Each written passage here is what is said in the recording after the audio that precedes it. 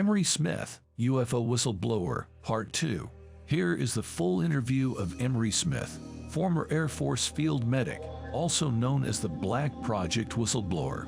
Alleges he worked in a deep underground biological facility located in the USA. Hi, my name is Emery Smith. I'm 46 years old. I was in the United States Air Force for 5.5 years, active duty, in reserve for 2 years, and inactive for another 2 years, and in and out of different types of projects as a civilian after that, because of my clearance, and because of the job I held with them and other corporations that were funded by the government. I joined the military when I was 18 years old. I was an auxiliary of the Air Force when I was 13, and I also was in Army, ROTC, before that. I was in the military for about 5.5 years, active duty.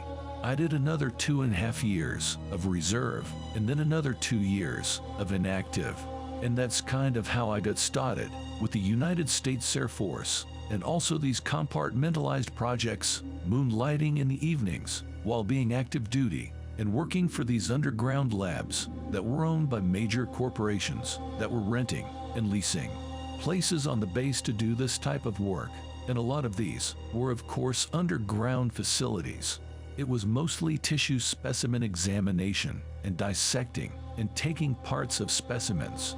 And I've done over 3,000 different specimens, not whole bodies, but just different parts of body tissues and whatnot to send for testing.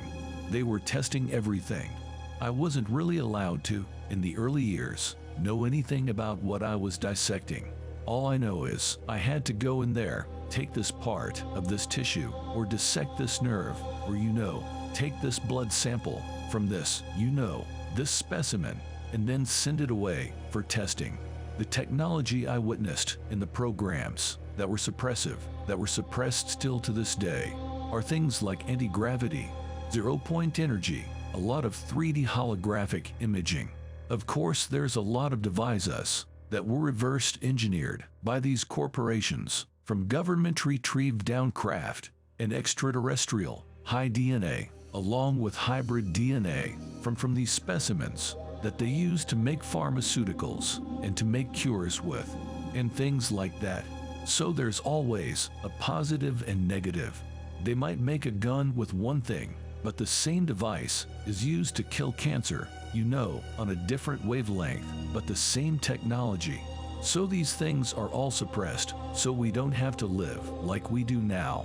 We could actually have a lot of abundance as far as medical technologies, the cures for diseases, the abundance of water and food for everyone, and in housing, if these technologies were released, and of course energy, free energy for everyone, and for all of our devices, so we wouldn't have to rely on gas, coal, and oil. I witnessed many different craft in these projects. I was actually working with the bodies in the craft because they're connected. A lot of the craft, organic material consciousness, assisted technology, which means only the driver or that race can actually operate the vehicle due to their frequency of the genetic DNA and the frequency that they're emitting. It's kind of like having a pet or a car that only responds to the owner. And these types of vehicles are so amazing. They're usually made in space through harmonics and frequency, so they can actually give life to a craft and infuse it with artificial intelligence or consciousness or both, and match it to the driver or the occupants of this vehicle. Some of these crafts were many different types of shapes. Of course, there's always the classic spheres, egg shapes, and the disc shapes, but there's also other crafts that are interdimensional, that can change shape, so they might come in the form of light, and they can manifest and change their atomic structure to become solid. So these types of crafts are a little bit more advanced than the crafts that we hear about in pop culture, you see on TV and whatnot. These crafts can actually go interdimensional. They can change shape with all the occupants not even knowing what's happening, and then reform again in different worlds, in different dimensions, in different parts of the universe immediately. So there's not a down lag time, because they have their own atmosphere, they have their own gravity, They have their own little space that they have projected, from this craft that keeps them completely encapsulated with it, and they have already mastered how teleportation and all these things, so the bodies can shrink with the craft in its own living space. And that's why they can go 1,000,000 miles an hour and make a right-hand turn, because they don't feel it, because they're in their own, kind of like their own dimensional holographic world, where they have to fall under those scientific algorithms, such as like in the 3D here. As soon as they make themselves 3D, they have to survive in a 3D.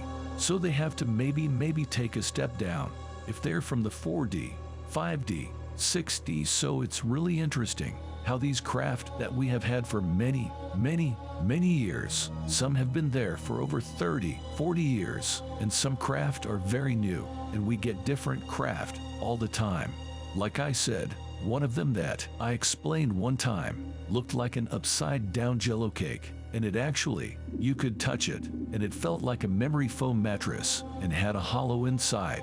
This was about 40 feet in diameter, 50 feet in diameter, and had like a 10 to 25 foot hollow inside to this craft.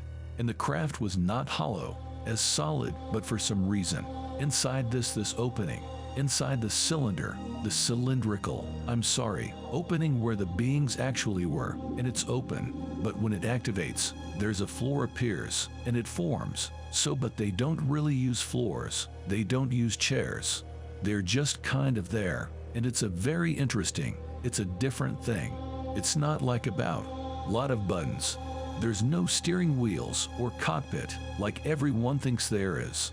As we walk on these, they're very seamless, and they give off energy all the time.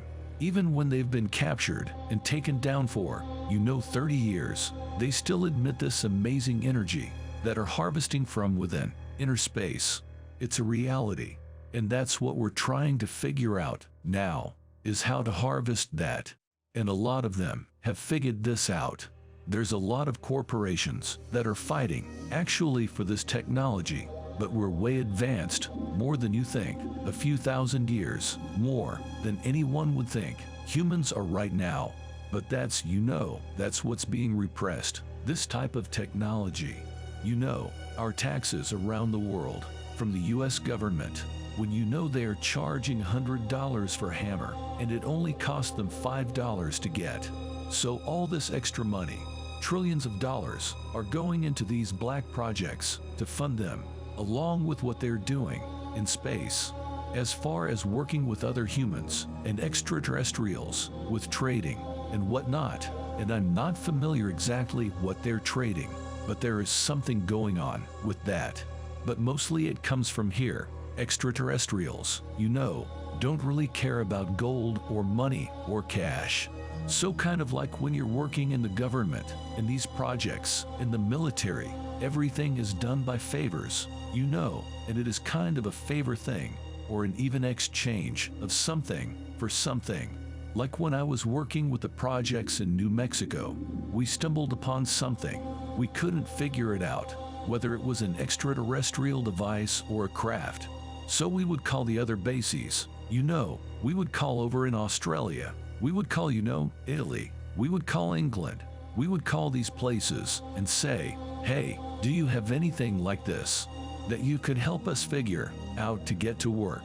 Because we come on these, when we stumble upon things, we have to stop, and then we can't figure it out ourselves. We'll start asking around, and for that we have to give them something they don't know that we have. Since this exchange and bargaining system of give me a little information and I'll give you information. Source, reposted and summarized from anomalian.com. My take, very interesting information here. Not sure what to make of Emery Smith yet. Stay tuned for the more in part 3 of this series. Don't forget to sign up for our Patreon page. Members get early access to videos, ad-free, and you can see content you can't see anywhere else.